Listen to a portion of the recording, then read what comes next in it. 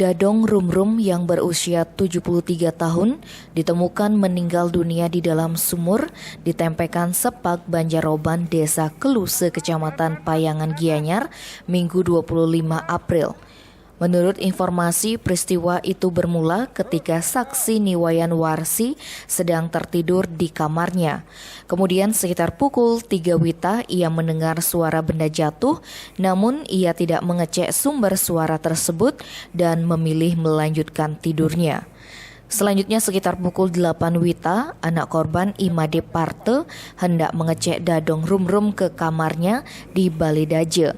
Sebab biasanya korban sudah bangun dan melakukan aktivitas. Ternyata korban tidak ada di kamarnya.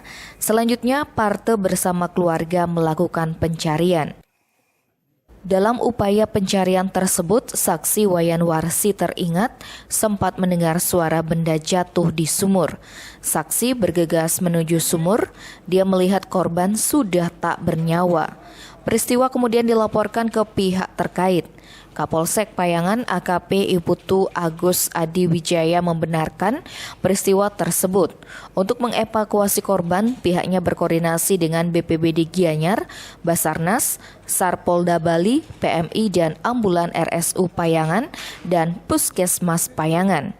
Hasil olah TKP diduga korban terjatuh ke dalam sumur saat hendak menimba air. Karena tidak kuat menarik ember berisi air, maka korban yang tertarik dan jatuh ke dalam sumur. Tim Bali Express melaporkan.